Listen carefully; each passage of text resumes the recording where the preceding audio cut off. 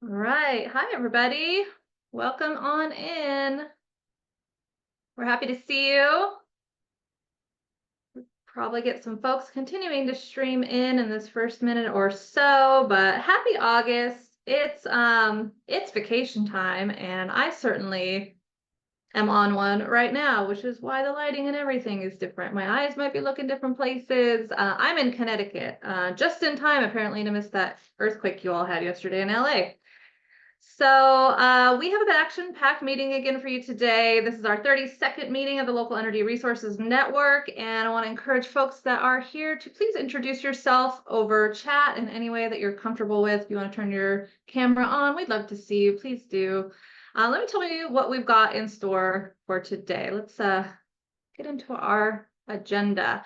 So as always, this is a 1-hour monthly meeting. We get together. It's designed to be this regular space where local governments and those that work with them can help each other learn about available opportunities to advance their energy and climate goals. And also, when we get a chance, we can provide feedback and help inform these opportunities, which we will have a chance to do a bit today.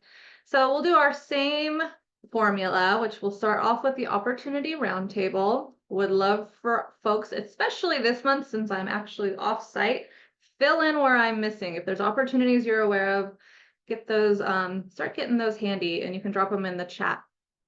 We have a couple of guests with us today. So we have folks from the CEC Geothermal Grant and Loan Program that are with us for a short presentation on this program. So that's our spotlight. And our big featured presentation for today is with Representative Cynthia is joining us from the Urban Sustainability Directors Network. And they just, some of you might have seen it, they released a report on accessing federal funding for local governments. And we thought, hey, that's a great report and would be really good for our audience. So every quarter we try to bring in somebody who's really an expert on not just what the grants are, but how to get them. And so that's going to be the focus of the conversation today. And anybody who wants to hang around for the extra 15 minutes, our bonus breakout is optional, and it gives us time to do a little more informal conversation. So that's our day. And I don't think I introduced myself. Again, I'm Angie Hacker. I'm the statewide best practices coordinator for the California Climate and Energy Collaborative, and just really happy to be with you all again this very busy month. So let's go ahead and dive into the opportunity spotlight. As always, this busy slide is hyperlinked. You're going to get access to all of it, and we're going to throw the chats or the links that, as we talk about them, into the chat so you can follow along. We're going to mainly, because there's so many things always happening, highlight the ones that are highlighted here, which we haven't had a chance to really talk about live yet. I do want to mention a couple, just a couple of sort of newsworthy things that have happened. I'll just acknowledge that a lot of you spent a lot of time on the EPA Climate Pollution Reduction Grant program over the last few months, looking for some implementation funding for your amazing lists, your peak caps and your list of emission reduction measures, and just sending condolences to so many of you that spent so much time and resource on that. And we're happy to see one giant award here in California. And I want you to know that some of us are thinking through how can we repurpose that work that you did, outlining your key priorities when it comes to emission reductions for those of you that submitted. So that might be something, if you're hanging around in the bonus breakout, that you would like to stick around and talk about. Maybe you have ideas. Maybe you're already trying to repurpose those for other funding sources. The other big news and good news is that the California Energy Commission in the last week or so announced 3 winners of its Equitable Building Decarbonization Regional Administrator solicitation. And so we just wanted to say congratulations to those administrators in Southern, Central, and Northern California. And just a special congrats to LA County. It was just great to see a local government take the reins on such a massive program here for the Southern California area. And then just a note here too, on the policy side, CivicWell has a policy arm, and CivicWell is tracking what we talked about a little bit at the forum, which is that the EE threat, the threat to potential EE ratepayer dollars, and just wanted to encourage folks to kind of stay on your feet here, especially in August is when we expect to see a budget trailer bill later this month out of the governor's office, which, as we've talked about, could seek to eliminate some of the state's best energy programs and through the EE program, the public purpose charge, that don't meet the CPUC's definition of cost effective. So, the logic here is something to question in terms of whether or not the word cost effective really applies in the way that they're using it. But I think a lot of you out here know non-resource programs, were generally regulated into existence because the PUC knew that we needed to do some of the hard work downstream to motivate customers and build an energy workforce. So there's a lot of reasons to kind of keep your eye out on this. Just wanted to give you the heads up. And that you all are the biggest fans in the state on energy affordability. This one seems less like bill relief than it may appear to be. So we're hoping to have a more constructive conversation around the real reasons for rate increases, which include things like wildfires. So more to come on that. I would just say, like I said, keep your ears open. CivicWell will continue to track that, not really through the CEC program, but that's just a heads up. All right, so there are a few programs out here through the DOE that we want to share first. One's coming up pretty quickly. So this first one through the DOE is Connected Communities. And that one is, I think, it's a brand new program, but it's round 2 of it. So they have done a first round.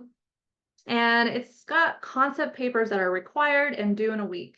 So that's a short timeline, but the full application you have until October 10th. The goal here is to drive innovation and manage growing building, transportation, and industrial electric loads on the grid. So this FOA is looking to validate grid edge technology innovations in real-world situations and provide new tools for utilities, grid planners, and operators, automakers, and smart change management service providers, along with the communities they serve. This is an advanced technology one. There's a lot of data involved. But for those of you that are doing grid edge advanced work, local governments are among those that are eligible entities. And so this round 2 is slightly different than round 1 in that they're also looking to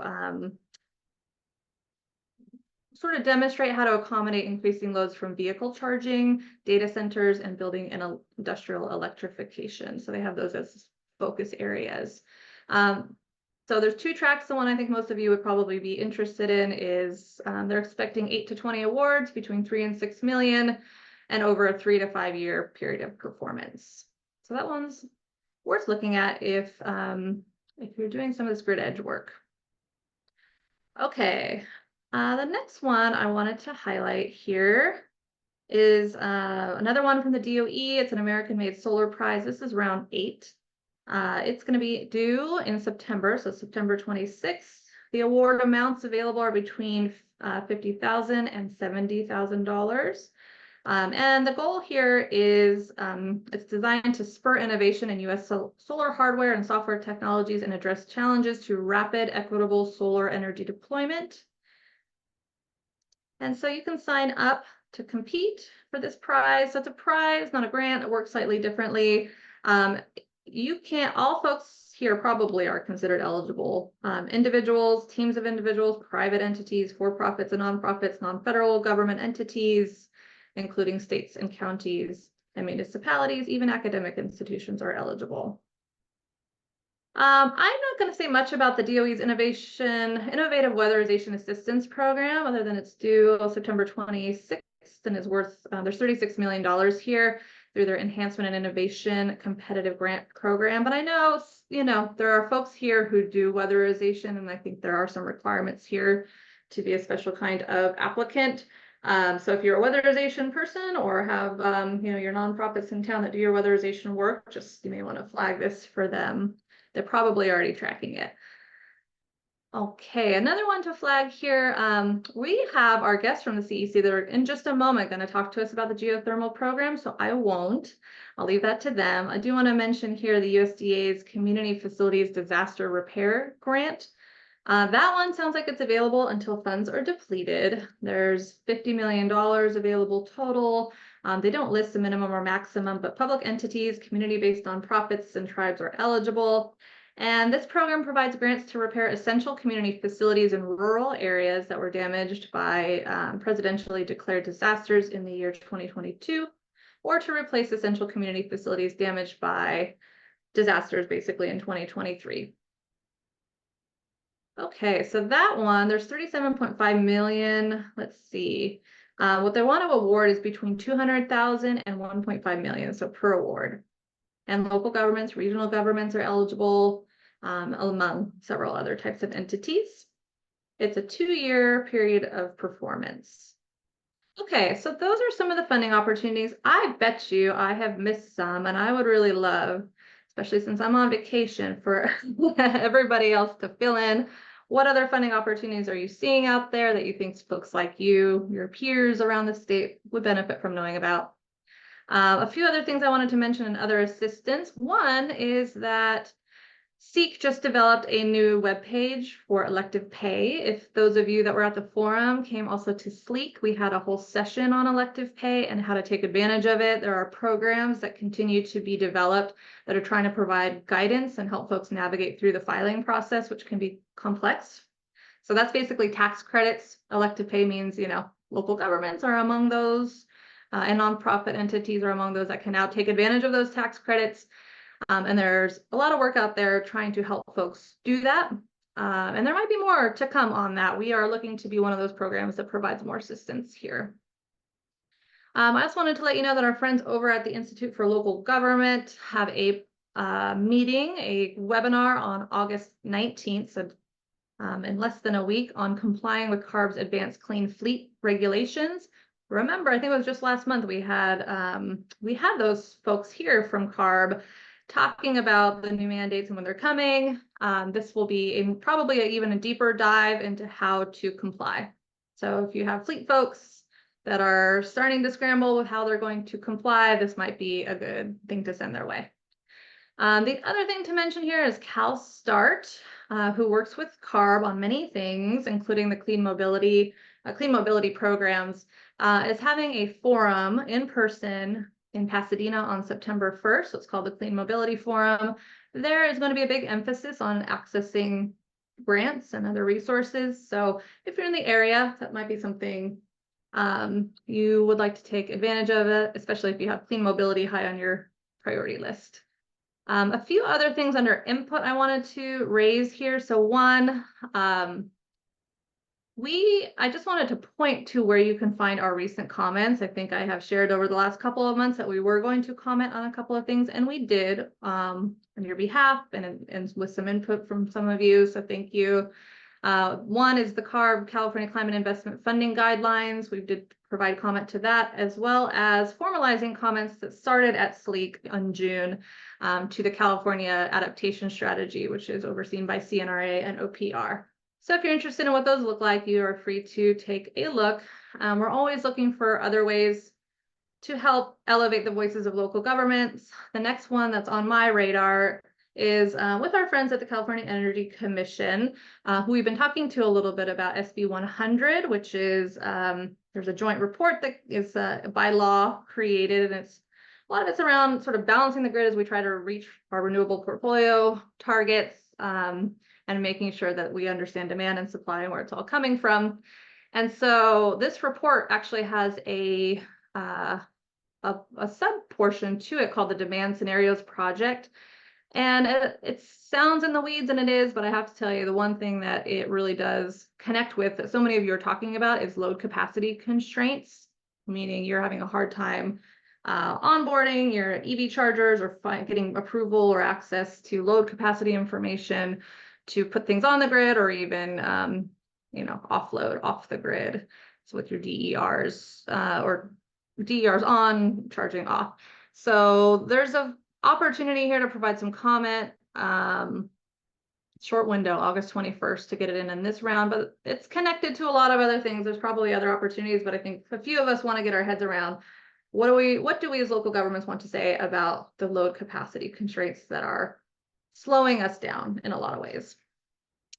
Okay, let's see here. There's guidelines out for the Sustainable Agricultural Lands Conservation Program. Those are due August 29th. I don't believe we're going to be compiling on your behalf on that one, but if that's something that you're gravely interested in, I would encourage you to do so. And the last thing I want to talk to you about is just our next SLEEK meeting. So SLEEK, again, is State and Local Energy and Climate Coordination Calls. That we're really growing, I have to say, and thinking about our next year. We have 220 local representatives and state representatives already connected on those calls, meeting quarterly. Our next meeting is September 12th. We hope you will join us if you're a local government representative, because we're going to be planning for an exciting next year where we're trying to do a bit more and have been successful at bringing in some new agencies, including DOE, into that conversation. Okay, that's the fire hose, and thank you to those that have been dropping things in the chat. Really appreciate it. I'm going to hand it off now to our spotlight. Okay. So let me go ahead and introduce Erica Loza, and she is the lead of the Geothermal Grant and Loan Program at the California Energy Commission. She is the solicitation manager of this, the current solicitation that's out that she's here to talk to you about today. I do want to preface her remarks by saying they are in the middle of a solicitation, and you know all what that means, which they have some guardrails around what they can and can't say. So they're just going to share the things that are publicly available and not take questions here, but let you know where you can go to ask questions. Okay, so I'll leave it to you, Erica. Thanks for being here. Thank you for the introduction. As previously mentioned, my name is Erica Loza, and I work for the California Energy Commission, leading some of the efforts for our Geothermal Grant and Loan Program. During today's presentation, I will provide information about the program and how local jurisdictions can benefit from it, and how the program can provide financial assistance and supporting them in tackling their energy and climate goals. So next slide, please. So this program was established in 1980, and it is funded by the Geothermal Resources Development Account, also known as GERDA. And GERDA uses revenues paid to the state from geothermal royalties and leases on federal lands in California. So next bullet, yeah, thank you. And 30% of the geothermal royalty funds are deposited to the CEC's geothermal program for grants and loans for local jurisdictions and private entities. The other 30% is transferred to the Renewable Resources Investment Fund, and the remaining 40% of the fund is distributed to the counties of origin. Next bullet, the authority and requirements for the program are set forth in the Public Resources Code, or PRC, sections 3800 to 3827. And among many things, this code is defining who is eligible for funding and what eligible projects can be funded by the geothermal program. Next bullet. This program also uses Title 20, Section 1660 to 1665 for regulations to clarify and define the application process and criteria for awarding funds. So links to the statute and regulations are colored in blue and underlined on this slide. Next slide, please. The geothermal program's mission is designed to promote and maintain the development of California's vast geothermal energy resources and advance lithium recovery to support the state's energy and climate goals, as well as the lithium vision, while also mitigating any adverse impacts caused by the geothermal development and lithium recovery from geothermal brine. This program also helps local jurisdictions, including California Native American tribes, as well as private entities, offsetting the cost of providing public services needed for geothermal development and other related activities. So this program supports eligible renewable energy, zero carbon energy, and greenhouse gas emission reduction goals. Next slide, please. Thank you. So per our statute and regulations, this program is allowed to provide grants and loans to a local jurisdiction, meaning that any unit of California Native American tribe, government, or any city, county, as well as districts, but not limited to a regional planning agency or a public utilities district. It's also including private entities, which is any individual or organization engaged in the exploration and development of geothermal energy for profit. Next slide, please. The following statute and regulations of PRC code 3823, this program can allow grants and loans that relate to the development of geothermal energy resources and lithium recovery from geothermal brine. So this program has 12 eligible purposes, and this is a summary of each. But for a detailed list of eligible topics, please see the statute that is online on our webpage. Next slide, please. Thank you. So the geothermal program staff is currently working on releasing a data visualization dashboard that will assist users in understanding more of our program. So for example, the picture on the right is showing all of the completed geothermal program projects since its inception in 1980 and throughout California and its regions. So since 1980, the geothermal program has funded 170 projects totaling 61 million. And of the 61 million, where 40 million have benefited local jurisdictions, 32 million has benefited low-income communities, and 25 million has been in the Sierra Nevada mountain region, and colored in green here. And that is just only showing the current region that has received more program funds.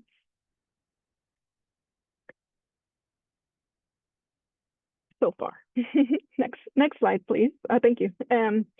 If you need additional materials about the program, you can visit the Geothermal program webpage, linked in orange or in black, and a QR code on this slide. Geothermal program staff has a list of all completed reports and projects online for users to view. We also have 2 frequently asked questions documents that focus on the geothermal program itself, as well as lithium recovery from geothermal brine in California. And next bullet, yeah, thank you.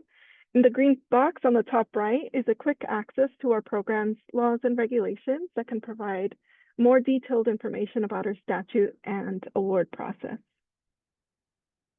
Next slide, thank you. So we have an open solicitation, as mentioned earlier in the roundtable.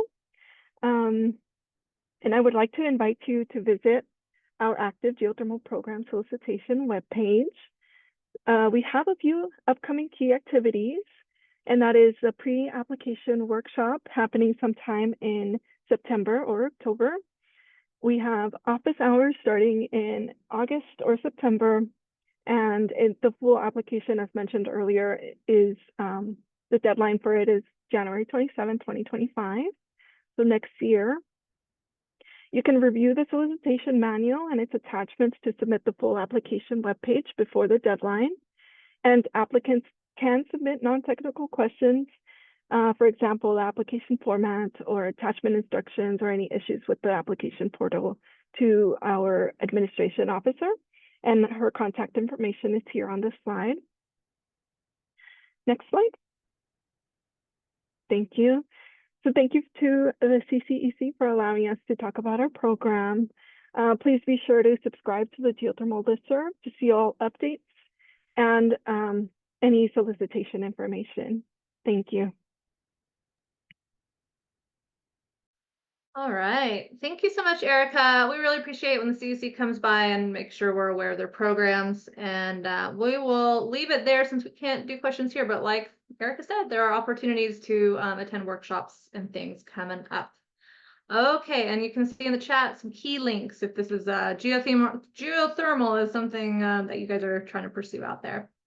Okay, let's dive in now to the meat of our conversation. And I have the pleasure of introducing our next speaker. So Cynthia McCoy is the Federal Engagement Director at USDN. She provides training and technical assistance to increase local government understanding of and ability to access federal funding programs that support sustainability. So she is a new friend of ours, but I have found that we have a lot of the same thoughts on a lot of things when it comes to funding. So Cynthia, I'm really glad you're here. I'm just going to hand it off to you.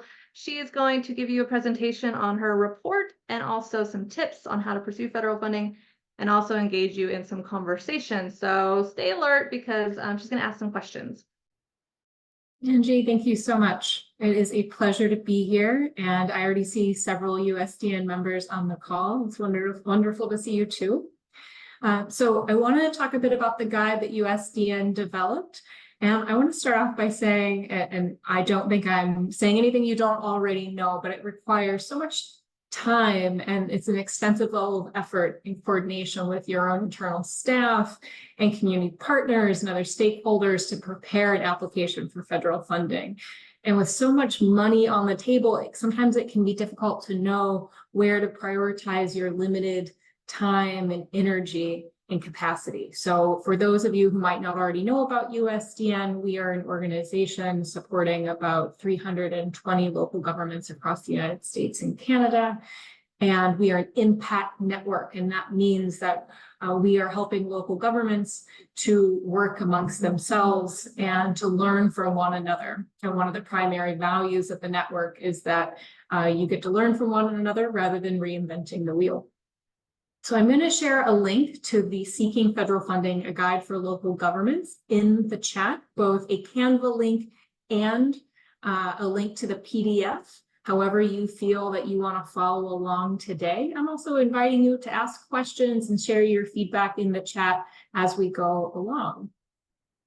I do want to just highlight that the PDF version is not going to be updated. So that link that you get here first from Canva, that is a link that you'll want to refer back to. That's what's going to continue to be updated. So the purpose of the Seeking Federal Funding Guide is to provide local governments who are planning to, or in the process of applying to federal funding, to provide them with stories, lessons learned, recommended resources, and copies of awarded applications directly from your peers. These are individuals that have already navigated the federal funding process and they've already been awarded funding. The content in this guide is from other local governments, so you can learn from their experience from already navigating the process from project ideation to developing their funding proposal. Before we dive into the guide, I'd love just to get a sense of who's on the call. So I'd love to ask a few questions. How many of you have already taken a look at the guide? It's not a problem if you haven't. I just want to get a sense of where you are. You can go ahead and just put a yes or no into the chat. Hi, Jody. Okay, seeing a few no's and yeses.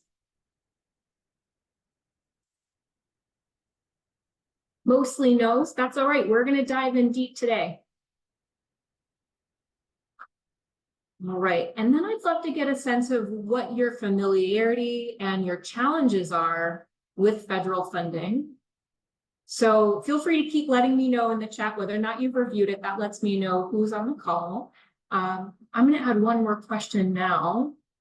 What is your greatest challenge or pain point in the project development process when you're getting ready for your funding opportunity? So that's your project ideation. What type of project do I want to pursue in order to implement the goal in my plan? Developing a budget for that project or finding a partner? What are some of your biggest challenges? It could be those that I just listed or others.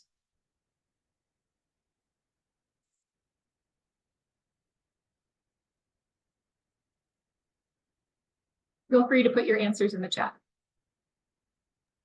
I'm busy writing books about it. Mm-hmm. Yep, budget development and finding partners. Yeah, I hear you. Filling out all the forms. Yes, Jody, they feel like they're never ending. All the options. I assume we're talking about all the different funding options and the limited time. Okay. Yeah, it does. It's definitely a long process. We're going to talk a little bit about that today. It's very interesting to see that some of the biggest pain points are it's the budget development and then finding the right partners to help you with the project or to coordinate with. Okay, great. I've got one more question for you. So what's your biggest pain point when it comes to federal funding? Now, I'm sure they could be many. I'm just a couple of examples that I'm going to provide are finding the eligible funding opportunities, writing your proposal, meeting the application requirements, or meeting the deadlines. What are some of your greatest pain points? And maybe others come to mind. go ahead and put those in the chat.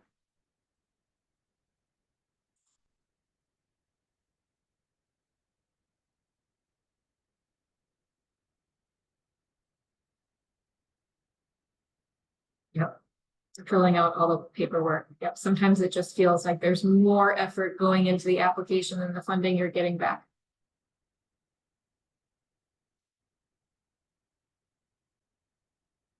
All right, well, you might still be noodling on what some of your pain points are. I see the entire process. Absolutely. Working on the proposal. Jody, thanks for sharing the right opportunities and having the right people to write the grant. That's certainly a huge challenge. The competitive process, yep. I think that the biggest challenge is knowing whether or not you're going to be competitive and if the juice is worth the squeeze, so to speak. Okay, well, I do want to highlight that the guide we're going to go through today, it's a living document. It's intended to be updated annually with more insights and examples and proposals so that if you are interested and motivated to help share your experience, please do feel free to reach out to me. I'd love to hear from you. All right. Thank you so much for sharing your pain points in the chat. That's really going to help me not only to update this document, but this is also helpful in my day-to-day work. I'm going to dive in more about the guide now. Now you have a link to it. I want to share that this guide is divided into 6 chapters or steps. And I'm going to share a little bit about those steps. So it's kind of outlining the best practice process to navigate the federal funding application journey. It includes guidance on developing your project idea, that project ideation from your local plans, building strategic partnerships, also prioritizing which projects you want to pursue for federal funding, developing a project framework for those priority projects, and then selecting eligible funding opportunities. And of course, then sometimes the biggest challenge is then putting together that funding proposal. Like I said, the order of chapters, it's reflecting a recommended sequence, an order of operations to consider when applying for federal funding. In each step of the guide, you're going to learn the factors that constitute that ideal process. And I recommend that you follow this process so you don't waste your time trying to reinvent the wheel. So instead, you're learning from your peers and it will make your job easier. Just in case you joined the meeting a little bit after I got started, I'm going to go ahead and put the links to the guide in the chat one more time now that we're gonna jump in. So I'd love to share a little bit more about the guide. In order to get the local perspective on how to navigate the federal funding application process, USDN conducted interviews with local government sustainability staff who had already successfully obtained federal funding through grant awards. We also interviewed local government-facing organizations who help communities develop their federal funding applications, and then federal program managers who lead popular funding opportunities for implementing sustainability projects. No, you're right. I'm not sharing my screen just yet. After I share a little bit of detail about the guide, then I'm going to share my screen. But I wanted to put some links in the chat just so that they knew what document I was referring to. So what makes this guide unique is that it includes insights, lessons learned, and local stories from other local governments who have already navigated this process. The guide also includes a variety of resources from your local government peers, USDN, and other experts. And finally, I'm most excited about the fact that it includes copies of successful funding proposals and supporting documents like grant budgets, which I heard from several of you just a moment ago. That's one of the biggest challenges. And then also getting, it includes documents about feedback that some local governments received when submitting their applications. So feel free to follow along with me in the guide with the links that I just provided. I'm going to be scrolling through in just a moment. I'm going to start sharing my screen now. So if you don't already have it open, feel free to join with me. And I want to start by talking a bit about the lessons learned. And I'm going to do that by just flying to page 16. Again, you're welcome to do that on your own screen or follow along with me. So in In our interviews, local governments and organizations shared their lessons learned about dividing the responsibilities among project partners to develop the proposal, when to engage your community members, in details that should be included in your proposal narrative, and then also how to create a grant budget that maximizes the use of your staff time. And you'll see in each step or each chapter, the lessons learned are enumerated with big orange numbers at the end of each chapter. I'm going to put a couple of those examples in the chat, and you can see them here. One of the examples that I'm including are that it's important to coordinate across departments within your existing jurisdiction and nearby jurisdictions, because if you don't, you may be competing with them. And then similarly, make sure you're sharing your project goals, the funding you need, and your intention to apply to elected officials at your state level and with your congressional representatives so that they can advocate for you to the federal agency and you have more of a competitive opportunity to get that funding. All right, I want to also share about how local stories are captured in the guide. And I'm going to fly to just a few pages further on page 18. So in our interviews, local government shared how they handled capacity constraints, tips and tricks to reduce the lift of developing their applications, and best practices for navigating the federal funding application process. These local stories can be found through each chapter, and they're captured in these green speech bubbles that you see here. I'm going to share just a couple of examples now that are on page 18. One, I am a millennial, although I'm an elder millennial, and I'd like to think that I'm good at multitasking, but I'm not, folks. So I'm going to copy and paste, and then I'm going to share some details with you. So I love this example from Austin, Texas, about how they organize an annual review process about the projects they're planning to pursue for federal funding each year. And then they think about the different funding opportunities that might be coming up within that calendar, within that fiscal year, and then determine, is our project ready to go? Is our team, do we have the capacity to pursue this funding and to manage the award once it comes in? So they're really evaluating their own capacity and their project's readiness before they go out. And this is an annual event that they do. And then I love another example from the city of Philadelphia about aligning your funding opportunities with your sustainability strategies or your planning strategies, whatever that might be, so that you're only going after the funding opportunities that make the most sense from you.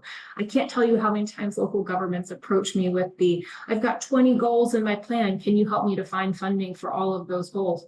No, that wouldn't be helpful for you. Let's find out what projects are going to help you to meet your strategies, and then let's prioritize which projects need outside funding, and then we can find the right funding for that. Let's be strategic and go after the funding that is most appropriate for your needs. Okay. I want to share a little bit about resources. I'm going to go on to page 27. So I'm going to fly just a little bit further down. Here we are. There are so many resources in this guide. Each chapter concludes with an organized list of resources shared by local governments who were interviewed. And these resources helped the local governments to navigate each step of the federal funding application process. The type of resources that you'll see here on this page and others include templates, local and federal toolkits, webinar opportunities for local governments, as well as technical assistance opportunities. And if you're a USDN member, you can access the recordings for any webinars that are identified in this guide, but we didn't make any of the webinar recordings public. So I want to share just a few examples of resources that you see here on this page, but they're all organized at the end of each chapter. For example, we are providing USDN's federal funding go, no-go guide. That kind of speaks to my earlier example of, is this funding opportunity right for our project? Is it right for our team? Is the team ready to go? Is the project ready to go? And it helps you to walk through a series of questions to make that decision. We also have a series of federal funding trackers and guides to help you through finding the right funding opportunity and knowing what resources are available to you to pursue those funding opportunities. Finally, I want to share where you can find copies of successful proposals. One more time, I'm going to fly down to page 46 if you're following along with me. All right, here we go. Some of you might be interested in applying to the Department of Transportation Charging and Fueling Infrastructure Program. It is going to be closing at the end of this month. So that's why I'm using this example here, but the guide features 13 federal grant programs, including links to successful applications, examples of proposal language that you can adapt for your own application, best practices from past applicants that were gathered from those winning proposals, and then feedback that federal agencies provided on concept papers and proposals that were not selected to help you so you're not having to reinvent the wheel. So I use this as an example simply because it's an open opportunity, but this gives you a chance to see the best practices that are enumerated here at the beginning of the funding opportunity. Scroll down a little bit further and you'll see proposal documents from Boise, Idaho, including their narrative, project timeline, and the budget narrative.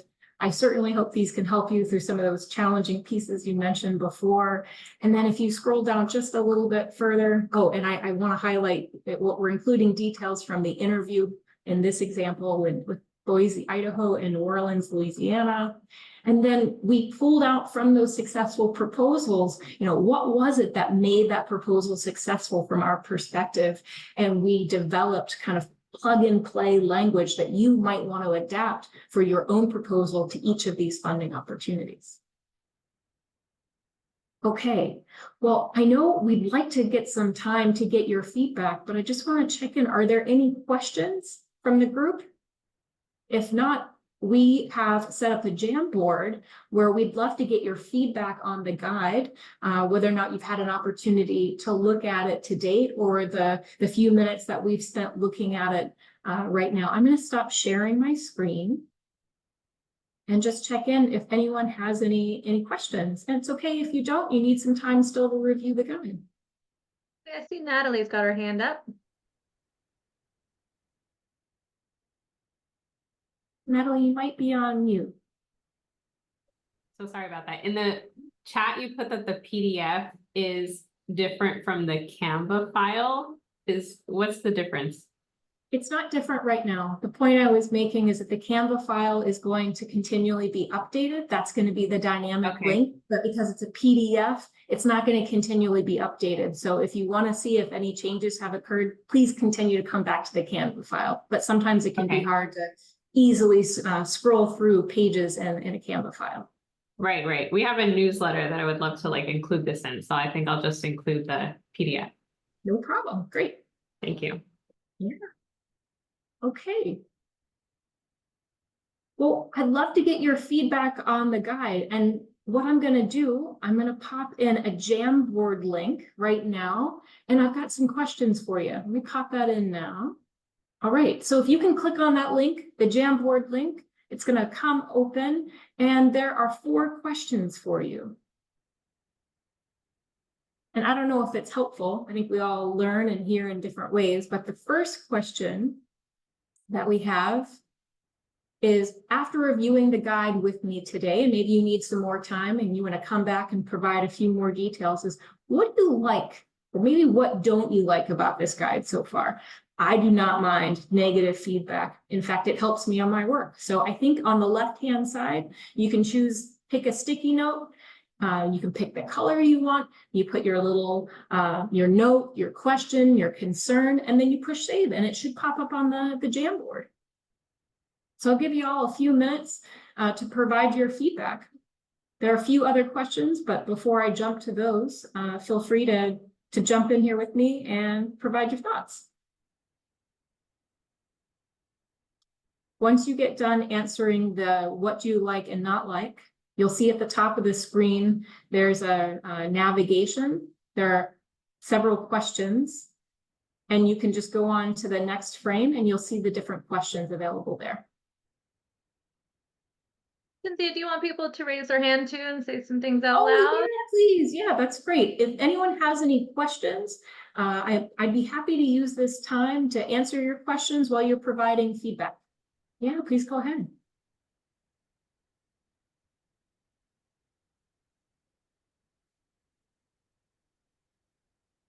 After you get done with the first question, like I said, if you go to the top, you'll see an arrow pointing to the right. You can choose next frame. The next question is, what other federal funding programs would you like featured in this guide? There are 13 here, but maybe those aren't the most important to you. And I'd love to get your feedback on what else you'd like us to include.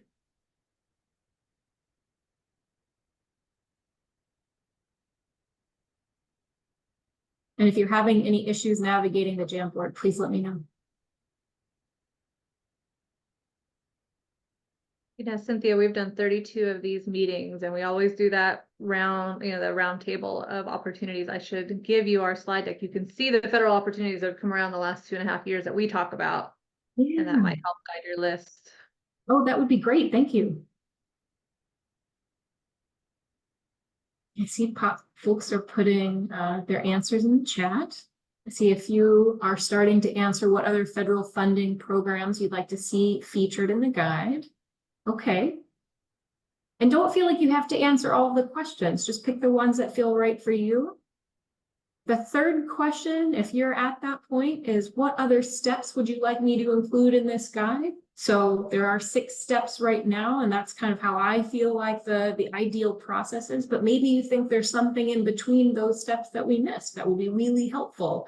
One piece that I think will speak to some of the pain points you mentioned earlier, the budgeting process. Now, there is a link to the USDN federal budgeting training, but that was a 3-part series, and it's just, there's so much to learn about federal budgeting. So maybe you would like to see that more detail provided on that pretty extensive process. Or post-award administration. There's so much money coming out right now, and I think a lot of us are focusing on the application process, but what happens after we get the money and what's going to be expected of us? So that might be something that we add to the guide in the future.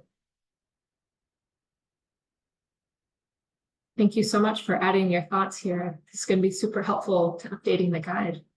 And please do feel free to continue to share questions either in the chat, or if you want to come off of mute, raise your virtual hand.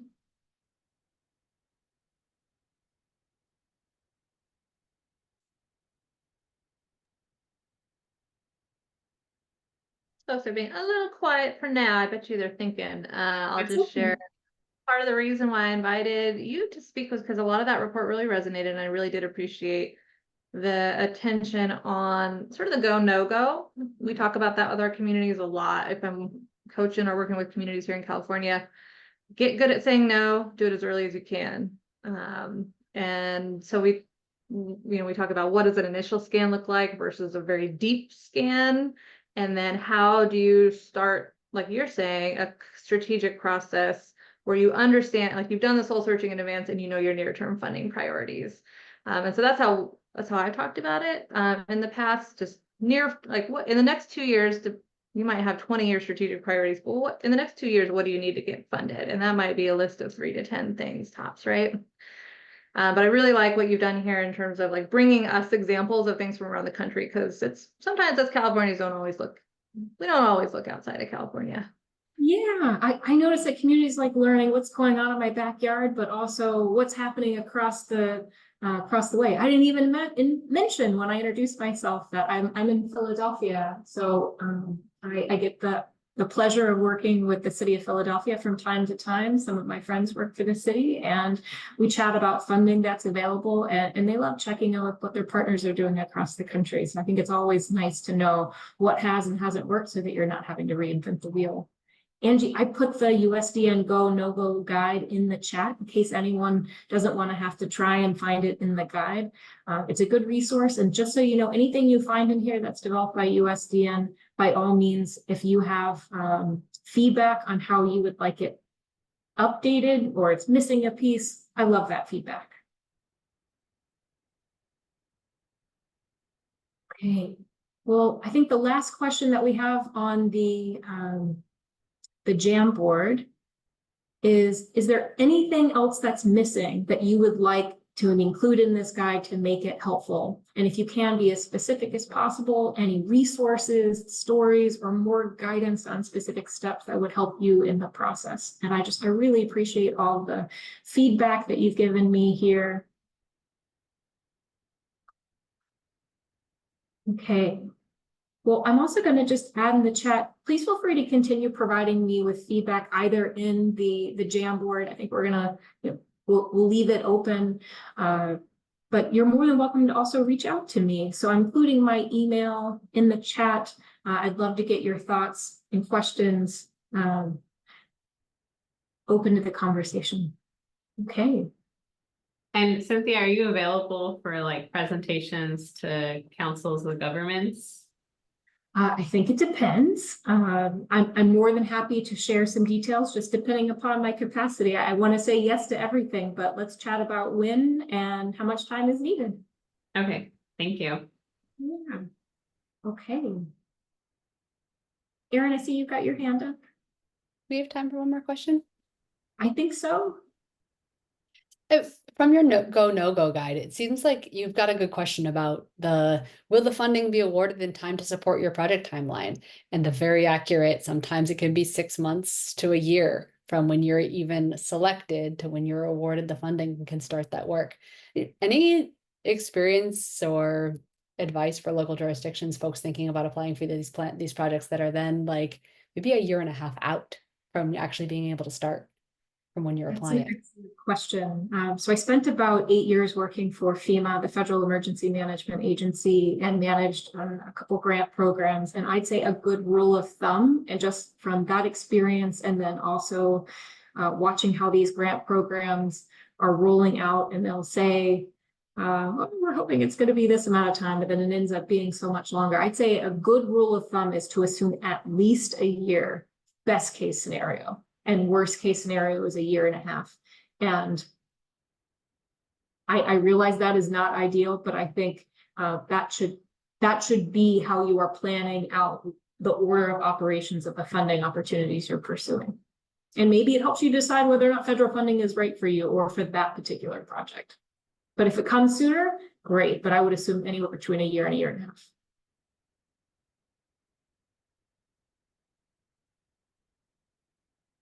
Okay. Angie, thank you so much for the time today. This has been an absolute pleasure. Cynthia, you're amazing. I'm glad we're new friends. Cynthia and I had a good conversation, in prep for this meeting, and I feel like now I need to just go to Philadelphia and hang out with you in a whiteboard for a day, because you guys have heard me rail on about all the difficulties of accessing funding, and it's a big topic and a priority for CEC and our SLEEK group in the next year. You guys have seen my Better Funding report. So Cynthia also has similar ideas about how we change it more, how do we change funding more transformationally on an upstream basis? So her report is this bottom up, like how can you get better at playing in this game as it is? And then here's that Better Funding report that we have published. We're really looking top down. How can we transform funding opportunities? And I think there's more to do here with USDN and a lot of the other partners in the state of California here that are trying to figure this out. So thank you, Cynthia. Really encourage everybody to read this report, pass it to a friend, and like Natalie mentioned, invite Cynthia to come speak. It's a great resource. Okay, I wonder if my friends can put a slide back up for me so I can wrap up our formal meeting before we go into our less formal time. I wanted to let you all know that the 2024 CEC Forum resources are now up online, and they've been posted to the website. So we're going to throw that in the chat as well. That basically means, we didn't do a hybrid. So it's not recordings, but the slides, the slide decks, and all the materials that we gathered for all the different sessions, all the amazing knowledge that was exchanged is now online. So you are free to access that. And that's part of how we collect best practices here in California and share it, hopefully scale those up and help replicate them. The other thing I wanted to mention again, just to remind you, is the SLEEK meeting. So that's State and Local Energy and Climate Coordination meeting that's specific to us here in California. If that's something that you're not already registered for, like I said, I think we have 220 people registered for what are now quarterly meetings, please reach out. You can reach out to John, you can reach out to me. We have big things in mind for this next year, and we would love to have your brains involved on September 12th as we think about that. Okay, let's go to our next slide. Okay, so that's our formal meeting for today. We're going to stick around for anybody who wants to continue the conversation. It could be, we can continue the conversation on, how to access funding, or maybe some folks, it sounds like, really might like to talk about CPRG and what do we do about it here in California. That'd be fun for me. Or anything else you might like to share. Our next meeting of LERN will be September 10th. And so we will hope to see you there. We'll be sending out more information about our topic and speakers. If you have topics and speakers in mind that you would like to see us address here during our LERN meetings that happen every month, let us know, and then we encourage you to share an invitation to these meetings with your friends, where we're at least trying to handle that first phase, right? Like, at least you can come here and know what's available. Let's let us take that off of your plate instead of the hunt and peck. So that's it for the formal meeting. We're going to go ahead and let anybody who needs to go at noon, you can go, or stick around, because we like to turn off the recording and talk about whatever you need to talk about for about 15 minutes.